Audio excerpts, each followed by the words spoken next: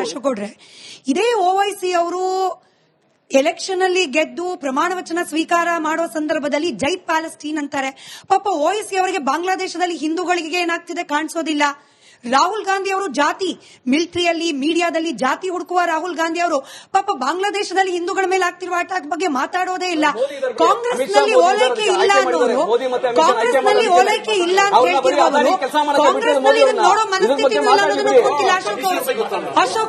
ಅಶೋಕ್ ಅವರು ನೋಡಿ, ಸಿಂಪಲ್ ಸ್ಮಿತಾ, 2004ರಿಂದ 2014 ಮಧ್ಯದಲ್ಲಿ 8532 ರಿಲಿಜಿಯಸ್ ಅಥವಾ ಧರ್ಮ ರಿಲೇಟೆಡ್ ಆಕ್ಟಿವಿಟೀಸ್ ಮಾಬ್ ಲಿಂಚಿಂಗ್ ಇದೆಲ್ಲ ಆಯ್ತು. 2532. ಒಂದ್ ನಿಮಿಷ. ಈಗಿನ ಸ್ಟಾಟಿಸ್ಟಿಕ್ಸ್, ನಾನು ಸರ್ಕಾರ ಸ್ಟಾಟಿಸ್ಟಿಕ್ಸ್ ಹೇಳ್ತಾ ಇದ್ದೀನಿ. 2014ರಿಂದ 2024ವರೆಗೂ ಹೇಳ್ತಾ ಇದ್ದೀನಿ. 3300 ಚಿಲ್ಡ್ರೆ, ಅಂದ್ರೆ 20-22. ಈಗ 2025 ಲೆಕ್ಕ ಹಾಕೊಂಡ್ರು ಸಹ ಇನ್ನೊಂದು 20-30 ಬಂದ್ಬಿಡುತ್ತೆ. ಸೇರಿಸ್ಕೊಂಡ್ಬಿಡಿ, ಅದೊಂದು ತೊಂದರೆ ಇಲ್ಲ, ಆಯ್ತಾ? 3400 ಅಂತಾನೆ ಇಟ್ಕೊಂಡ್ಬಿಡೋಣ. ಪಾಪ ನಮ್ಮ ಯಡೋಳಿ ಅವ್ರಿಗೆ ಏನ್ ಗೊತ್ತಿರಲಿಲ್ಲ ಅಂತ ಹೇಳಿದ್ರೆ, ಪಾಪ ಇವ್ರು ಎಷ್ಟು ಸೆಲೆಕ್ಟಿವ್ ಇರ್ತಾರೆ ಅಂತ ಹೇಳಿದ್ರೆ, ಪಾಪ ಕನ್ನಯ್ಯಲಾಲ್ ಬಗ್ಗೆ ಮಾತಾಡಲ್ಲ, ನುಪುರ್ ಶರ್ಮಾ ಏನೋ ಒಂದು ಕೋಟ್ ಮಾಡ್ತಾರೆ, ಅದ್ರ ಬಗ್ಗೆ ಮಾತಾಡಲ್ಲ, ಆಯ್ತಾ? ಈಗ ಒಂದು ಗಣೇಶನ್ ಪ್ರೊಸೆಷನ್ ಅಲ್ಲಿ ನೀವು ಮಾತಾಡ್ಬೇಕಾದ್ರೆ ನಾನು ಚಿಕ್ಕ ಹುಡುಗ ಇದ್ದಾಗ, ಅಂದ್ರೆ ನಾನು ನರ್ಸರಿ ಸ್ಕೂಲಲ್ಲಿ ಓದ್ತಿದ್ದಾಗ, ಇಲ್ಲೇ ವಿಲ್ಸನ್ ಗಾರ್ಡನ್, ನಿಮ್ಗೆ ನಿಮ್ಮ ಚಾನೆಲ್ಗಿಂತ 2 ಕಿಲೋಮೀಟರ್ ದೂರದಲ್ಲಿ ನಮ್ಮ ಮನೆ ಇತ್ತು. ಆಗ ಬಿಜೆಪಿ ಇರ್ಲಿಲ್ಲ, ಬಿಜೆಪಿ ಅಧಿಕಾರದಲ್ಲೂ ಇರ್ಲಿಲ್ಲ, ಬಿಜೆಪಿ ಒಂದು ಪಕ್ಷ ಇತ್ತು ಅಷ್ಟೇ. ಅವತ್ತು ಇಬ್ಬರೇ ಎಂಪಿಸ್ ಇದ್ದಿದ್ದು.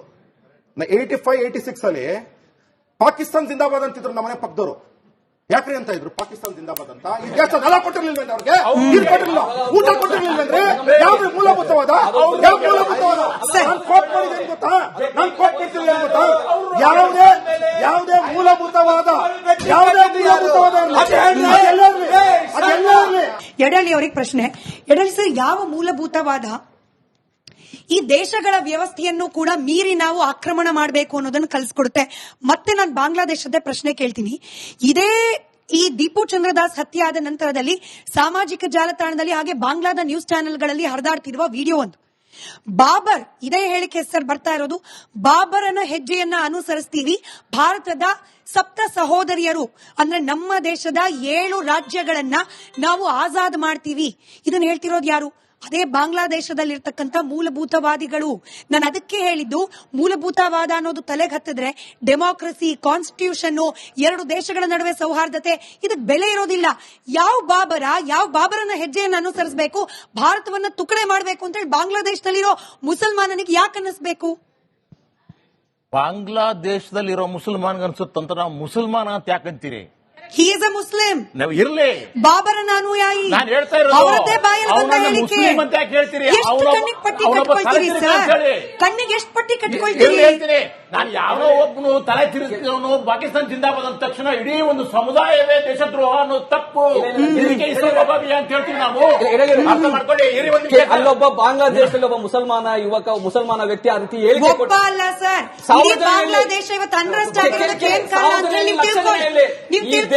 ಪ್ರಶ್ನೆ ಸಿಂಪಲ್ ಸರ್, ಯಾವುದು ಒಬ್ಬ ಮುಸ್ಲಿಂ ಅಲ್ಲ ಸರ್, ಬಾಂಗ್ಲಾದೇಶದ ಸಂಘಟನೆಯೂ ಅಲ್ಲ. ಬಾಂಗ್ಲಾದೇಶದಲ್ಲಿ ಈಗ ತಾಂಡವವಾಡ್ತಾ ಇರುವ ಯಡಳ್ಳಿ ಅವರಿಗೆ ಪ್ರಶ್ನೆ ನೀವು ಕೌಂಟರ್ ಮಾಡಿ ಸರ್, ಯಾಕಂದ್ರೆ ಇದು ಜಾಗತಿಕ ಮಟ್ಟದಲ್ಲಿ ಚರ್ಚೆ ಆಗ್ಬೇಕಿರೋ ವಿಚಾರ.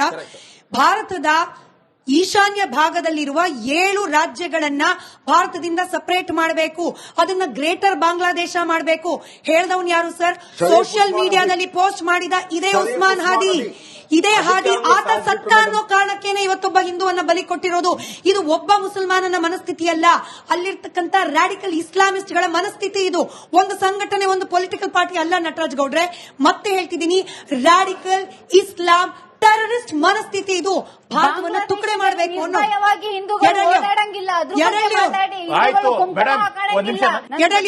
ಆಕ್ರಮಣಶೀಲ ಗುಣ ಅನ್ನೋದಿದೆಯಲ್ವಾ, ಎಲ್ಲಾ ದೇಶದಲ್ಲಿರ್ತಕ್ಕಂಥ ಈ ಭಯೋತ್ಪಾದಕರು ಇವರೆಲ್ಲರ ಹತ್ರ ಇರುತ್ತೆ.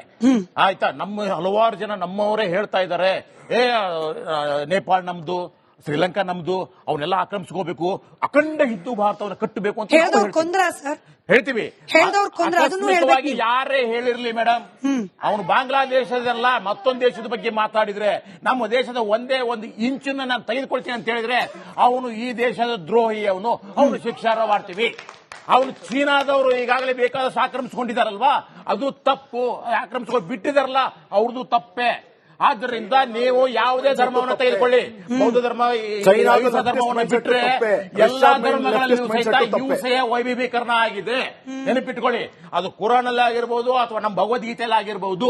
ಇವತ್ತು ತಪ್ಪು ತಪ್ಪು ಆಯ್ತು, ಭಗವದ್ಗೀತೆಯಲ್ಲಿ ಎಲ್ಲೂ ಸಹ ದ್ವೇಷದ ಬಗ್ಗೆ ಮಾತಾಡಿಲ್ಲ. ಒಂದ್ ನಿಮಿಷ. ಭಗವದ್ಗೀತೆಯ 10ನೇ ಅಧ್ಯಾಯ 5ನೇ ಶ್ಲೋಕ ಹಿಂಸೆ ಬಗ್ಗೆ ಮಾತಾಡುತ್ತೆ.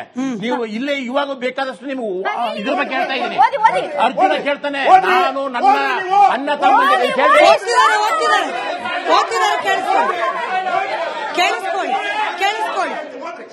ನೋಡಿ, ಅಧ್ಯಾಯ 4 ಶ್ಲೋಕ 8 ಅರ್ಥ ಆಯ್ತಾ? ಕನ್ನಡದಲ್ಲಿ ಹೇಳ್ತಾ ಇದ್ದೀನಿ ಅದನ್ನ, ನಾನು ಸಂಸ್ಕೃತದಲ್ಲಿ ಬೇಡ.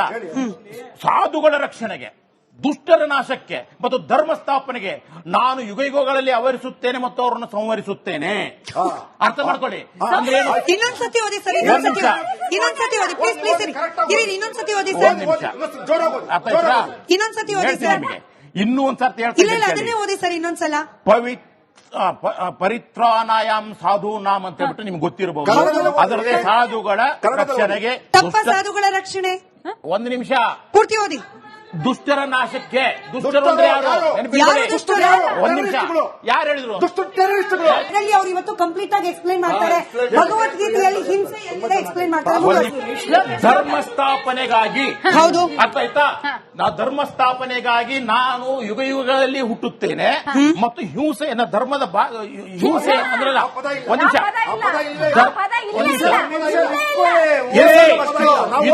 ಎಡಲಿ ಸರ್ಗೆ ಕಷ್ಟ ಆಗ್ತಿದೆ, ಎಡಲಿ ಸರ್ ಕಷ್ಟ ಆಗ್ತಿದೆ. ನಾನು ಹೇಳ್ತೀನಿ, ಕೇಳಿಸ್ಕೊಳ್ಳಿ ಸರ್. ಪವಿತ್ರಾಣಾಯ ಸಾಧುನಾ ವಿನಾಶಾಯತೆ ದುಷ್ಕೃತಾಂ ಧರ್ಮ ಸಂಸ್ಥಾಪನಾರ್ಥಾಯಾಮ್ ಸಂಭವಾಮಿ ಯುಗೆ ಯುಗೆ. ಎಲ್ಲಿದೆ ಸರ್? ಎಲ್ಲಿದೆ ಸರ್? ಧರ್ಮ ರಕ್ಷಣೆಗಾಗಿ ನಾನು ಎಷ್ಟಾದ್ರೂ ಹಿಂಸೆ ಮಾಡಬಲ್ಲೆ, ಧರ್ಮ ರಕ್ಷಣೆಗಾಗಿ ನಾನು ಯಾರನ್ನು ಬೇಕಾದ್ರೂ ಸಂಹಾರ ಮಾಡಬಲ್ಲೆ ಅನ್ನೋದೇ ಹಿಂಸೆ. ಹಿಂಸೆಯನ್ನ ನೀವು ಪ್ರಜ್ಞಾಪೂರ್ವಕವಾಗಿ ಮೀರುವವರೆಗೂ ಸಹಿತ ನೀವು ಮನುಷ್ಯರಾಗುವುದಿಲ್ಲ. ನೀವು ಆ ಮನುಷ್ಯರಾಗಬೇಕು ಅಂತಂದ್ರೆ ಮೊದಲ ಹಿಂಸೆಯನ್ನು ಬಿಡಿ, ಮತ್ತೊಬ್ಬರ ಅಭಿಪ್ರಾಯ ಸ್ವಾತಂತ್ರ್ಯವನ್ನು ಕಿತ್ಕೊಳ್ಳೋದನ್ನು ಬಿಡಿ, ಕೂಗಾಡೋದನ್ನು ಬಿಡಿ. ಮೊದಲನೇದಾಗಿ ಜನರನ್ನ ಭಾತೃತ್ವ ಭಾವನೆ. ಇದೇ ಮಾತನ್ನೇ ಕೃಷ್ಣ ನೀವು ತಪ್ಪಾಗಿ ಹೇಳಿದಂತಹ, ನೀವು ತಪ್ಪಾಗಿ ಅರ್ಥೈಸ್ಲಿಕ್ಕೆ ಹೊರಟಿದಂತಹ ಇದರಲ್ಲಿ ಅಲ್ಲೆಲ್ಲೂ ಕೂಡ ಧರ್ಮ ಸಂಸ್ಥಾಪನಾರ್ಥಾಯಾಮ್ ಸಂಭವಾಮಿ ಯುಗೆ ಯುಗೆ ಅಂತ ಹೇಳಿ ಕೃಷ್ಣ ಹೇಳಿದ್ದಾನೆ ಹೊರತು ನಾನು ಕೊಲೆ ಮಾಡ್ತೀನಿ ಅಂತ ಹೇಳಿಲ್ಲ. ನೀವು ಧರ್ಮ ಅಂತ ಹೇಳಿದ್ದೀರ. ಸಾಧು ಸಂತರನ್ನ ರಕ್ಷಣೆ ಮಾಡೋದು ಇಟ್ ಈಸ್ ಧರ್ಮ. ದುಷ್ಟರನ್ನ ದುಷ್ಟ ಬುದ್ಧಿಯಲ್ಲಿ ಶಿಕ್ಷೆ ಕೊಡೋದು ದಟ್ ಈಸ್ ಧರ್ಮ. ಈ ಧರ್ಮದ ಬಗ್ಗೆ ನಿಮಗೆ ಗೊತ್ತಿಲ್ಲ ಅಂದ್ರೆ I am really very 2.31 of Bhagavad Gita, 3.35 of Bhagavad Gita, 4.7 of Bhagavad Gita, 18.47 of Bhagavad Gita ಏನ್ ಹೇಳ್ತಾರೆ ಅಂದ್ರೆ ಧರ್ಮದ ಬಗ್ಗೆ ಡೆಫಿನಿಷನ್ ಕೊಡ್ತಾರೆ.